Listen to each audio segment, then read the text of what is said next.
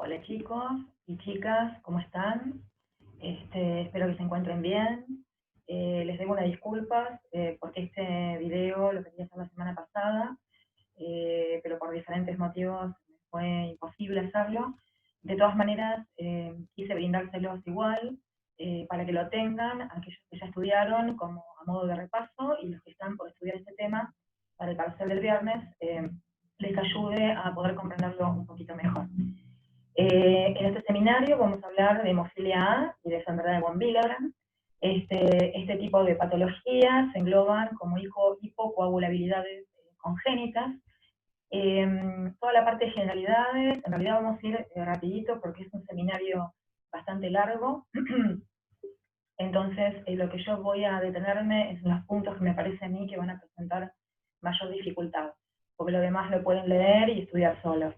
Así que lo importante de este punto, de esta diapositiva, es decir que en general este tipo de patologías afectan siempre un solo factor.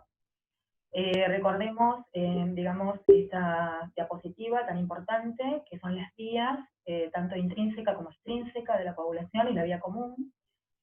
Esto es un esquema, recuerden que todo esto no sucede en forma soluble, en el plasma las activaciones en cascada de los factores de coagulación, los inhibidores, todo esto está anclado a superficies celulares, es el modelo celular, que es el actual, y a su vez también no tiene, digamos, esta Y que representamos acá, no tiene mucho que ver con lo que sucede fisiológicamente. Recuerden que son básicamente en tres partes se activa la coagulación, una parte de iniciación que se inicia a través de la liberación del factor tisular con la vía extrínseca, luego la amplificación que se produce a través de la activación de los cofactores 8 activado y 5 activado, y luego la propagación, que va a propagar la formación de trombina, va a ser el estallido de trombina. O sea que en primera instancia, en la iniciación, se generan pequeñas cantidades de trombina que van a activar a los factores, sobre todo 8 y 5, que son los cofactores que van a activar el 10, y luego se desata la propagación. Esto es lo que sucede in vivo, ¿no? Pero este esquema, en forma de Y, donde tenemos la vía intrínseca, la vía extrínseca y la vía común, nos sirve hasta el día de hoy para poder entender el déficit de los factores, qué vía, digamos, altera y qué pruebas de la coagulación se van a ver alteradas, que es lo que vamos a destacar, digamos, en el seminario de hoy. Entonces, podemos repasar que en la vía intrínseca va a participar la precalicreína, que va a pasar la calicreína a través del quininógeno de alto peso molecular como cofactor, luego se va a activar el factor 12, A12 activado, el 11, el 9 y el 8. Recuerden que el 8 activado y el 5 activado son cofactores fundamentales para esta cascada de coagulación. Se va a activar el 10 en forma de complejo tenaza, y esta activación va a activar a la protrombina, que es el factor 2, la va a pasar a trombina. La trombina es la serinoproteasa, que es la vedette de todas las cascadas de coagulación, es la principal enzima del mecanismo de coagulación, y esta enzima va a actuar sobre el fibrinógeno, va a formar fibrinopéptidos, formando las fibrinas, los monómeros de fibrina, que, digamos, al ser cortados por la trombina, que es una serinoproteasa, van a interaccionar entre sí, formando los polímeros de fibrina, en primera instancia solubles, porque van a interaccionar a través de puentes de hidrógeno, y luego a través de la activación también de la trombina del factor 13, que va a pasar a 13 activado, este 13 activado va a formar enlaces covalentes en estos polímeros de fibrina que se viene unido en primera instancia por puentes de hidrógeno. Estas uniones covalentes principalmente se van a formar a través de dos aminoácidos principales, la glutamina es uno de ellos, y la lisina es el otro, y van a formar estas uniones covalentes estables. Entonces se va a formar la fibrina, digamos, insoluble. Todo esto a modo de repaso. Tenemos también que repasar varios sistemas que van a tratar de, digamos, regular la coagulación sanguínea. Es muy importante la regulación de la cascada de la coagulación. Ustedes se imaginarán que si esto no está regulado de forma precisa y controlada, la cascada de la coagulación puede traer muchos inconvenientes al individuo, ¿no? En forma, digamos, no controlada. Por lo cual, entonces, el organismo tiene varios sistemas de de regulación. Uno es el inhibidor del factor tisular, que va a actuar justamente como la palabra lo dice, frente al factor tisular que se libera frente a una lesión tisular justamente, y va a actuar también hacia el 7 activado, que es el factor, digamos, que va a unirse con el factor tisular en forma de complejo para iniciar la activación del 10. Todo esto en el mecanismo extrínseco, ¿no?, de la coagulación. Entonces recordemos el TFPI.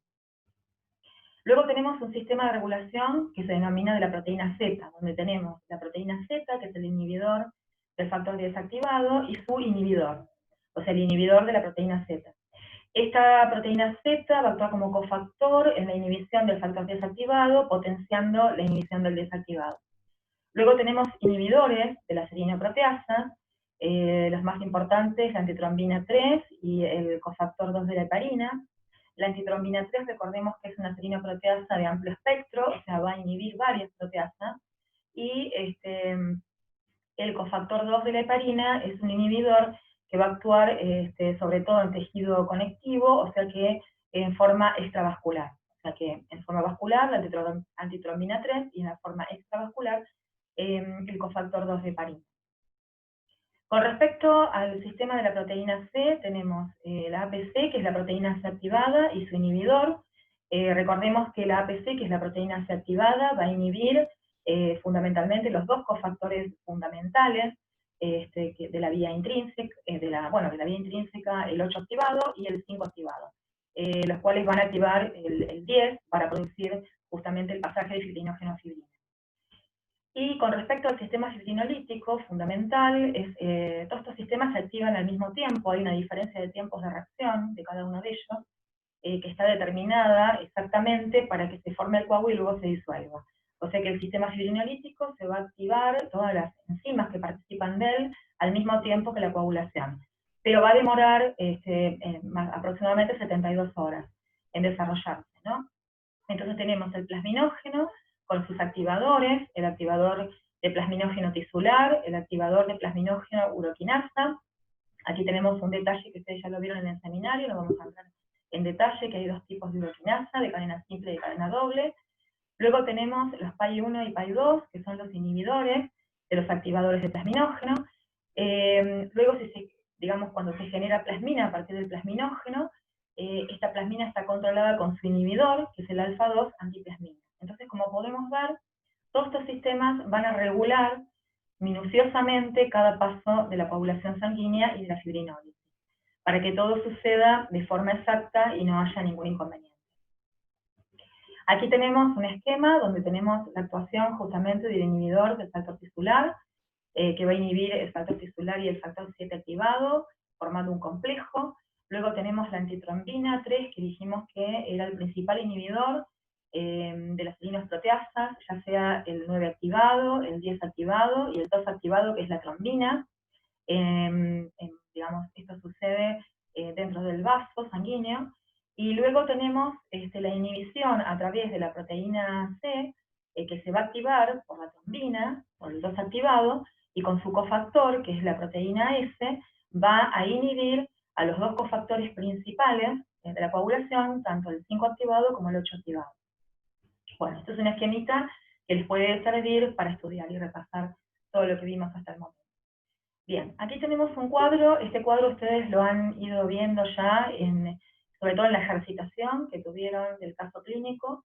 Pero vamos a repasarlo un poquito. Tenemos todas las proteínas, o sea, los factores que van a intervenir en la coagulación sanguínea, dónde se sintetizan. Fíjense que la mayoría, todos en general, se sintetizan en el hígado. Hay acá una excepción que dice factor 8, sistema retículo endotelial. Esto es porque el factor 8 se sintetiza en el hígado, pero también puede sintetizarse en el sistema retículo endotelial, y ahí está como de reserva, ¿no? Y luego la vida media de los factores difiere. Fíjense que tenemos diferentes vida media de los diferentes factores. Tenemos el factor 7, que es el factor que tiene menos vida media, y luego tenemos que tener en cuenta el nivel hemostático, que lo que hace es, decirnos cuál es el nivel mínimo que requerimos de cada factor para que se produzca la coagulación sanguínea, ¿no? En forma correcta. Fíjense que el nivel hemostático en general es bajo, entonces, bueno, esto, digamos, nos da indicio de que debemos tener un déficit muy importante de cada factor para que se vea modificada la coagulación sanguínea. Es una manera de defensa del organismo, ¿no? Que el nivel hemostático protege de alguna manera al individuo frente a la carencia de alguno de los factores. Bien, bueno, esta es la importancia del calibre del vaso, es saber que los vasos de menor calibre van a ser, digamos, principalmente el sangrado va a ser resuelto por vasoconstricción, luego de mediano calibre por el mecanismo hemostático, que es todo el que estamos explicando, tanto la hemostasia primaria, donde participan las plaquetas, como la hemostasia secundaria, que es donde se desencadena toda la cascada de la coagulación. Esto ya ustedes lo estuvieron viendo. Y los vasos de gran calibre en general necesitan algo externo, o sea, una intervención externa a través de la sutura generalmente para poder resolver este sangrado. Bien, habiendo hecho este repaso rápidamente, como para que ustedes puedan entrar en el tema de hoy, vamos a comenzar con la hemofilia A. Entonces, podemos decir, aquí en estos dibujitos se los puse para que ustedes recuerden, igual es una enfermedad que socialmente, digamos, está bastante conocida. Ustedes saben que estas personas tienen sangrados, digamos, externos, y pueden también tener sangrados internos. Ahora vamos a ir entrando en detalle todo este tipo de sintomatología.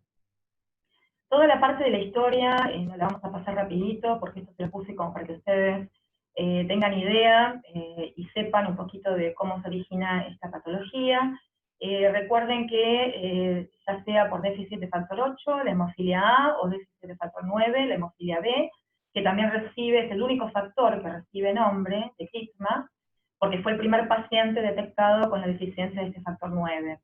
Entonces, esta deficiencia congénita de la actividad de estos dos factores va a desarrollar problemas en la activación intrínseca y por lo cual la persona va a sangrar, no va a poder coagular bien. Entonces, bueno, lo importante aquí es saber que el factor 8 en circulación no circula solo, sino que está unido al factor de von Willebrand. El factor de von Willebrand a ustedes les debe sonar familiar, porque lo vimos cuando vimos adhesión y agregación plaquetaria.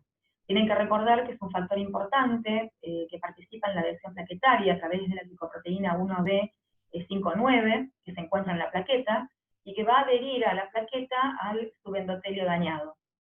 También va a participar luego en la agregación a través del, digamos, receptor, la glicoproteína 2B3A, que se va a activar luego de que la plaqueta digamos, se activa y se adhiere. Digamos, receptor, glicoproteína 2B3A, va a producir en él un cambio conformacional que va a permitir que interaccione con el fibrinógeno, con el factor de von Willebrand, como puente entre plaquetas. Entonces se produce la agregación y se forma el tapón plaquetario. Estos pasos forman parte de la hemostasia primaria. De paso lo repasamos, ¿no?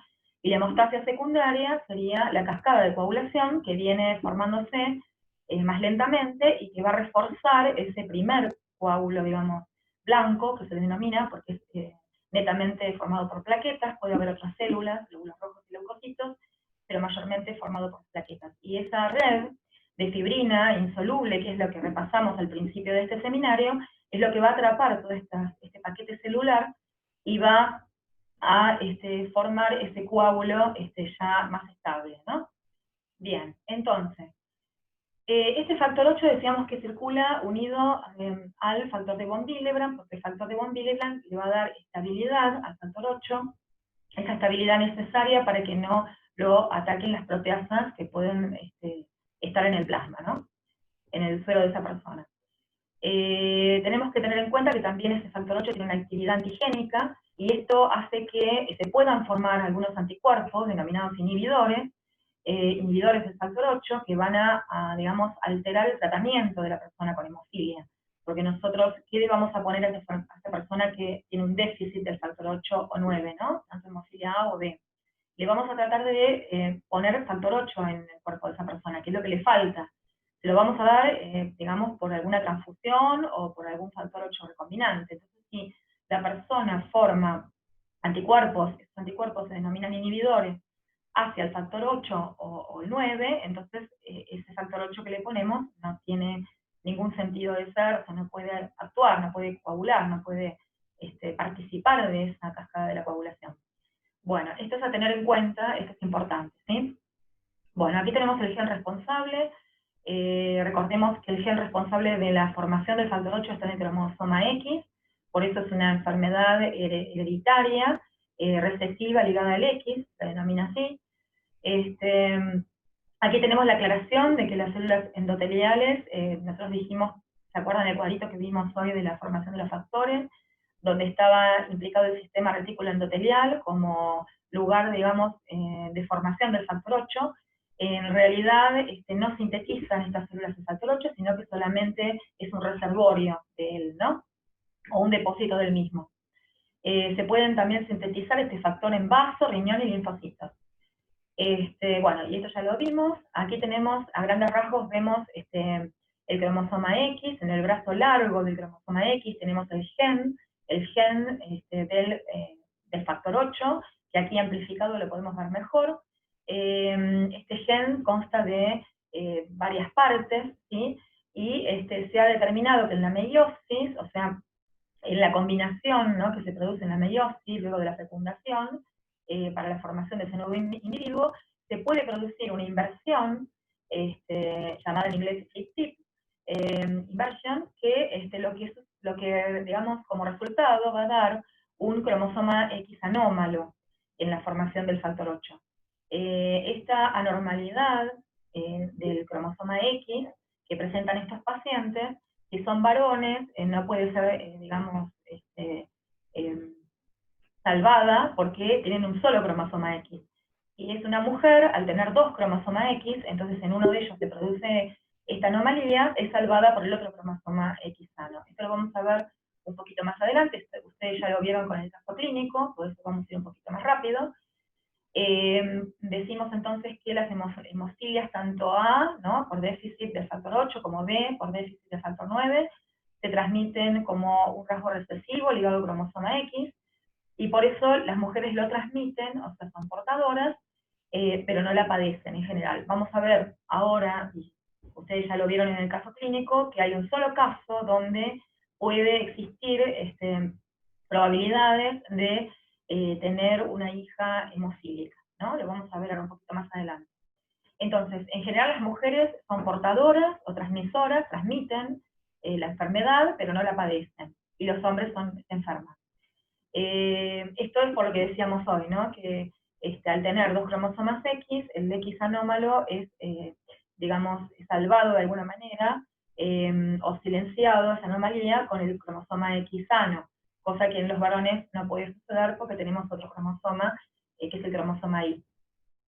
Bueno, con respecto a la herencia, esto también vamos a ir rapidito, porque ya esto lo vieron en el caso clínico que les dio Mariela.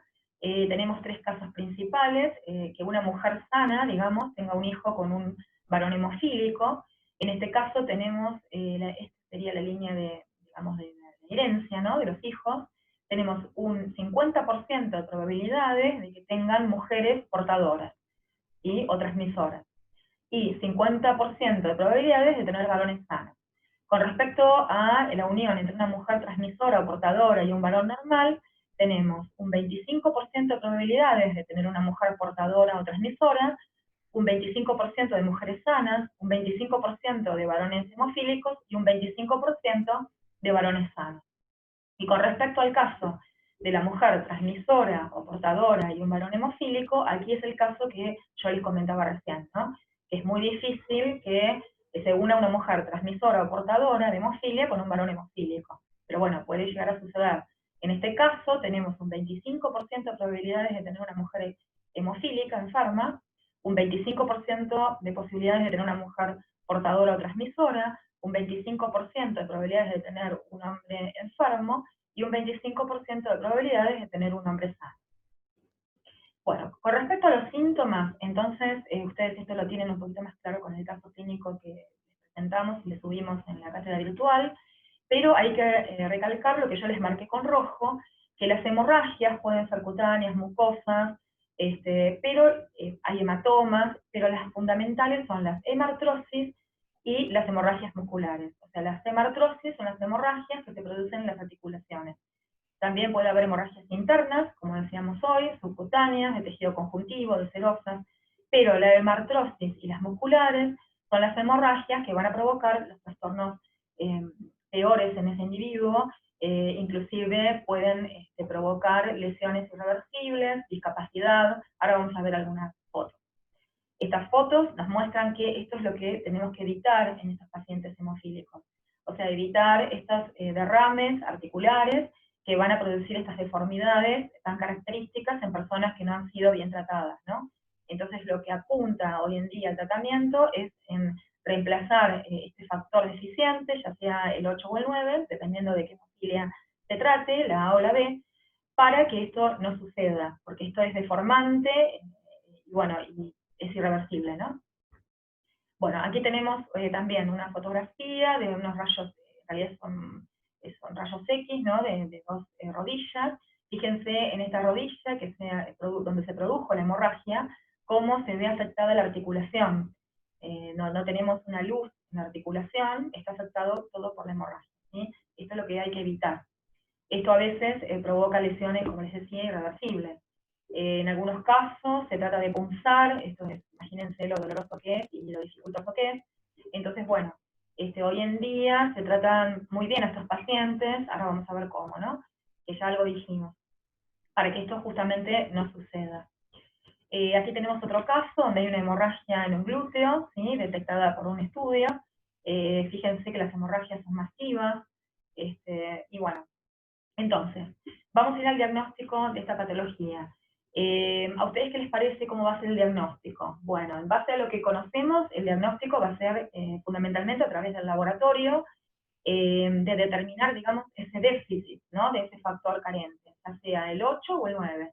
Entonces vamos a disponer de una batería de pruebas que ustedes ya más o menos van manejando, más allá de que no las hemos hecho en el laboratorio, lamentablemente por todo este episodio que estamos viviendo, pero ustedes ya las conocen aunque sea de nombre, y en algún momento quizá podamos hacerlas. Tenemos entonces el tiempo de coagulación, que es una técnica que se hace en tubos de vidrio, tubos de Kahn, y mide mecanismo intrínseco. Necesitamos tubos de Kahn, necesitamos un baño de 37, y lo que hacemos es controlar el tiempo en que tarda en coagular esa sangre que no tiene anticoagulante. O sea, es una sangre que uno coloca, un poquito de sangre en esos tubitos de vidrio, y uno mide el tiempo de coagulación. Ahí evaluamos mecanismo intrínseco. Recuerden que tanto, entonces, el déficit del factor 8 como del 9 evalúan la vía intrínseca. Entonces se van a ver afectadas todas las pruebas de la coagulación que miden el mecanismo intrínseco.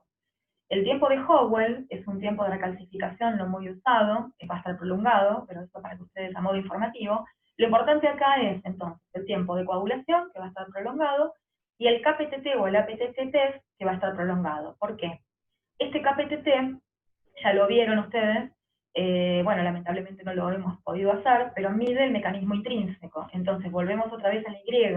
Ahí está el factor 8 y el factor 9. Por lo tanto, este tiempo, como se va a encargar de medir la parte izquierda, ¿sí? La parte del mecanismo intrínseco de la Y nuestra del principio del seminario, entonces nos va a prolongar el KPTT. Eso es lo que tienen que recordar. Con respecto al tiempo de protombina o el tiempo de Quick, va a estar normal. ¿Por qué? Porque este tiempo de protombina o de Quick nos mide el mecanismo extrínseco, o sea, recuerden la figura de la parte derecha de la Y, ¿sí? Que es el factor 7 fundamentalmente, y el factor tisular. Entonces, como no se ve afectado, ¿sí? Va a dar normal. Eso es lo que tienen que ustedes razonar como para poder resolver los casos clínicos del parcial, o cuando ustedes trabajen y tengan que razonar los resultados de un paciente, ¿no? Las plaquetas van a estar normales porque no se ven influenciadas por esta patología. El tiempo de sangría inicialmente es normal, pero puede volver a sangrar. Esto es porque tenemos un déficit a nivel de mecanismo intrínseco. Entonces el primer coágulo, digamos, blanco que se forma con las plaquetas va a resultar, digamos, bueno, pero luego la red de fibrina que se forma después va a ser una red muy débil porque no se formó bien, porque falta el factor 8 o el 9, entonces puede volver a sangrar, ¿sí? Bien, esta fibra no es estable. Con respecto al factor de von Willebrand, recordemos que era como el carrier, ¿sí? Como si fuera la proteína transportadora o que ayuda a que no se degrade el factor 8. Siempre va a estar ligado al factor 8. Pero las pruebas específicas del factor de von Willebrand son normales. Y obviamente se dosifican los factores para saber de qué hemofilia se trata. No vamos a entrar en detalle con las técnicas porque, bueno, eleva, digamos, un poco el curso, ustedes lo pueden averiguar, los dejo a ustedes para que lo averigüen, qué técnicas se utilizan para el dosaje de los factores, tanto 8 como 9. Bueno, y lo importante aquí es lo que vimos a nivel genético, que se puede detectar la mutación de, digamos, de ese gen. Vimos el ejemplo del factor 8, que en el 50% de los casos de la hemofilia A se debe a la inversión del intrón 22. Eso ustedes lo tienen en el esquemita, como a modo informativo para que ustedes lo sepan. Hay otras mutaciones que no vamos a entrar en detalle, porque escapa este curso, o sea, es muy elevado. Ustedes, ya les digo, todo lo que les parezca necesario o tengan curiosidad, lo pueden ampliar y averiguar. Esto es algo muy, digamos, por arriba de la enfermedad, lo más importante, ¿sí? Porque no podemos entrar en mucho detalle debido a que son muchas patologías y lo que ustedes ya saben, ¿no? Tenemos que ver lo fundamental de cada patología. Bien, entonces la clasificación clínica la podemos dividir en 3, severa, moderada y leve. Esto se debe a la concentración que tenemos de ese factor, ¿sí? Que tiene ese paciente. Por ejemplo, la clasificación de la hemofilia A se da a través del nivel del factor 8, y podemos observar que la severa tiene un menor de un 1% de ese factor, la moderada entre 1 y 5%, y la leve entre 6 y 60% de ese factor. O sea que, fíjense que si la persona tiene un 60% de ese factor, recuerden el nivel hemostático que tenía, lo dejo de deber, qué nivel hemostático tiene que tener el factor 8, y fíjense que si tiene un 60% de ese factor 8, vamos a pensar si va a tener síntomas de esa persona o no. Ustedes lo pueden pensar y sacar las conclusiones. Obviamente, en los pacientes severos los síntomas son todos los que ya vimos, ¿no? Muy severos. Bien, el tratamiento justamente se trata entonces de cohibir esas hemorragias, como decíamos, porque esas hemorragias, esas hemartrosis, hemorragias articulares o hemorragias a nivel muscular, que son discapacitantes, ¿sí? Y son irreversibles los trastornos que producen. La educación de la persona, cómo debe educarse, cómo debe moverse, cuidarse, y la profilaxis, ¿no? Que se va a dar a través de los concentrados, de esos factores de coagulación, ya sea el 8 o el 9, que en general son derivados de plasma o productos recombinantes en la actualidad. Y dependen de varios factores, que esto ustedes lo pueden analizar tranquilos, no presenta ninguna dificultad.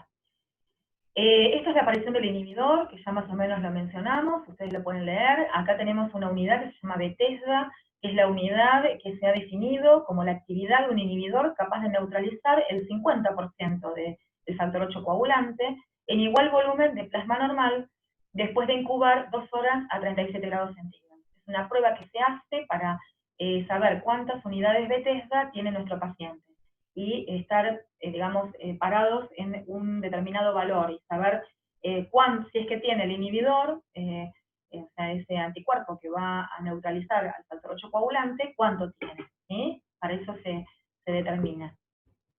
Bien, bueno, acá tienen los tiempos. Esto yo les recomiendo que lo lean, que estudien, digamos, el fundamento, más allá de que les cueste un poquito por ahí entenderlo, porque no lo han hecho en el trabajo práctico, pero en general se mide un coágulo formado, que se usa plasma pobre en plaquetas, o sea, sacamos sangre, la colocamos en citrato de sodio, ¿sí? Y la homogeneizamos y la centrifugamos a alta velocidad, un cierto tiempo, para poder obtener el plasma pobre en plaquetas. Es el líquido de la sangre que no tiene células. Con ese líquido vamos a trabajar y vamos a colocarle los reactivos, en este caso es el tiempo de tromboplastina parcial activada, el APTT, y ese reactivo va a tener entonces tromboplastina parcial, un activador y calcio, ¿no? Entonces eso va a producir la coagulación de ese plasma pobre que no tenía calcio, porque lo habíamos sacado con el citrato de sodio. Al agregar el activador y la tromboplastina, que sería la simulación de que se está produciendo una lesión vascular in vivo pero in vitro, entonces ahí es donde vamos a medir la formación del coágulo. ese coágulo va a tardar un determinado tiempo. En este caso, el tiempo normal es entre 33 y 48 segundos, por lo cual podemos pensar que frente a un déficit de factor 8 o 9, o sea, hemofilia A o B, entonces esta persona va a tener un tiempo mayor, ¿no? Esto lo tienen que entender, o sea, este es el tiempo normal, entre 33 y 48 segundos. Si esto no coagula, el tiempo va a ser mayor, más prolongado, ¿sí? Porque uno tiende a pensarlo al revés, pero va a ser más prolongado. Esto es lo importante de saber y de, así con cada técnica, ¿sí? Razonarla como razonamos esta. Como no hay tiempo en esta presentación, ustedes van a razonar la otra técnica, que es el tiempo de protombina, que en este caso, ¿cómo se va a ver? ¿Se va a ver alterado o no? Pensemos. La vía extrínseca participa factor 7, 10 y 5. No está ni el 8 ni el 9. O sea que este tiempo va a ser normal en estos pacientes hemofílicos, ¿sí? Tanto hemofilia A como B. Y el tiempo de trombina, lean bien la técnica también, analícenla, y fíjense que evalúa de la Y, ¿sí? la base, eso debería ser la columna, ¿sí? La pata de la Y, que es el mecanismo final, donde se va a formar la trombina. Entonces, en este caso, nos independizamos de la parte de arriba de la Y, o sea, de tanto del mecanismo intrínseco como del extrínseco. Por lo cual, entonces en estos pacientes va a dar normal, ¿sí? Este tiempo. Bueno, ahora hacemos un respiro para seguir un poquito más. Vamos a presentar la enfermedad de von Willebrand. Ya describimos el factor de von Willebrand. Dijimos que el factor de von Willebrand era importante para las plaquetas y para el factor 8, ¿no? Así rápidamente.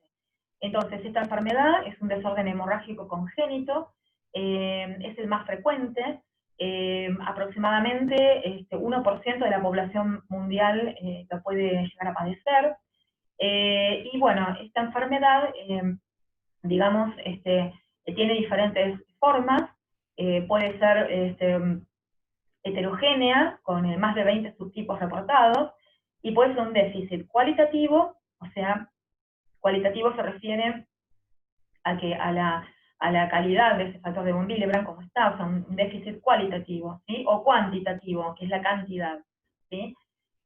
Bien, entonces es una enfermedad bastante heterogénea, es la más frecuente, como decíamos, y recordemos todo esto que ya lo dijimos anteriormente. ¿Dónde interviene el factor de von Willebrand? Bueno, promueve la adhesión y la agregación plaquetaria, y también liga el factor 8 para estabilizarlo. Entonces, sabiendo, digamos, las funciones de este factor de von Willebrand, esto ya lo repasamos anteriormente, podemos entonces entender la patología.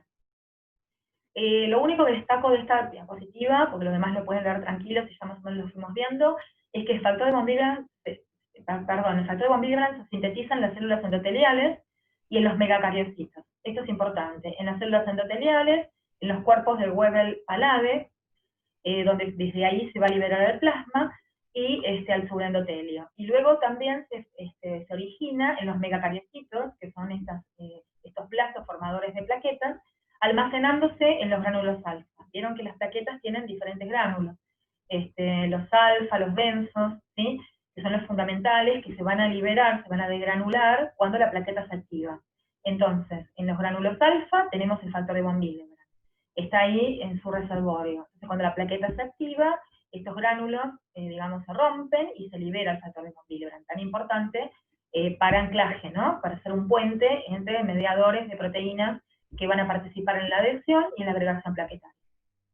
Bien, acá tenemos un esquema, me parece importante ponerlo, porque aquí tenemos todos los lugares por donde va a interaccionar este factor de von Willebrand. Fíjense el peso que tiene, las dimensiones que tiene, ¿sí? Y los lugares y los sitios de, digamos, anclaje, ¿no? Esto lo pueden ver y analizar tranquilos.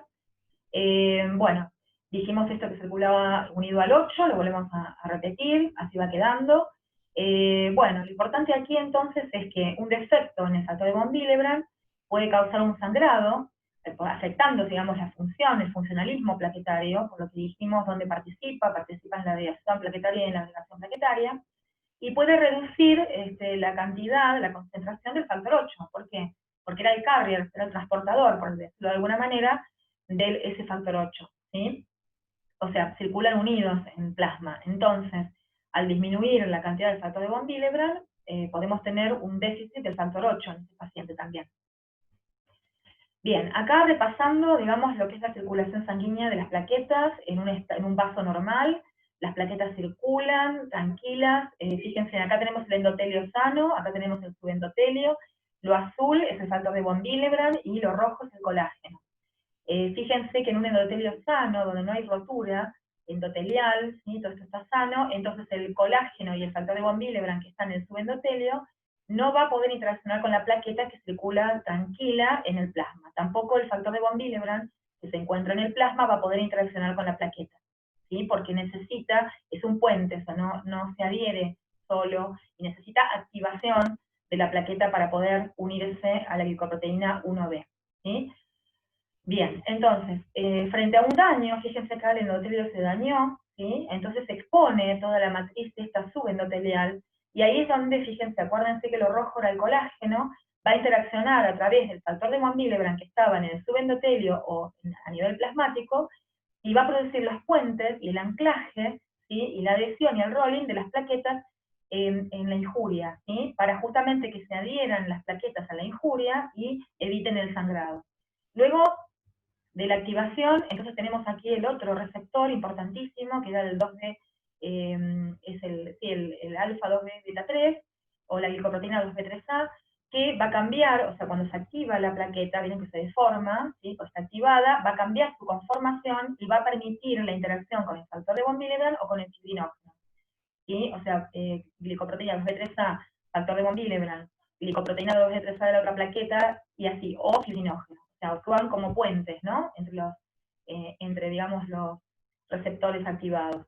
Y esto hace que se agreguen las plaquetas, ¿sí? Adhesión, activación, agregación, entonces se produce la hemostasia primaria, o coágulo blanco. Luego acá vendría la hemostasia secundaria, o coágulo rojo, que es donde se va a englobar principalmente las plaquetas, otras células que vienen aquí, que van a recurrir, los glóbulos rojos y blancos, toda la red de fibrina, que ya vimos cómo se forma con la cascada de coagulación, y que van a reparar este tejido dañado, ¿sí? Y evitar que siga sangrando. Y luego va a venir posteriormente la fibrinólisis, que va a lisar, ¿sí? Todo esto una vez que ya se detuvo el sangrado. Bueno, aquí tenemos otro esquema. Esto más o menos ya lo vimos, lo vamos a pasar rapidito. El diagnóstico, nuevamente, con las pruebas, acá analícenlas. Recuerden que si el factor de von Willebrand va a actuar, digamos, en la adhesión y agregación plaquetaria, entonces el tiempo de sangría, que va a ser la prueba específica para poder evaluar ese sangrado, esa adhesión, digamos, esa vasoconstricción y ese funcionalismo plaquetario, entonces esta prueba se va a ver prolongada, ¿sí? Hay algunas pruebas que no son tan importantes, pero bueno, las pueden leer tranquilamente. Fíjense, recuerden el déficit de factor de von Willebrand, se va a ver afectada la adherencia de las plaquetas al subendotelio vascular, todo esto porque ya dijimos previamente. Al igual que en la hemofilia, en la enfermedad de von Willebrand hay diferentes tipos, el 1, el 2 y el 3. Fíjense que el 2 se divide en 5 subtipos, ¿sí? Ustedes lo pueden leer tranquilamente esto. Lo más importante es que el tipo 1, que es el más leve, ¿no? Que es la transmisión de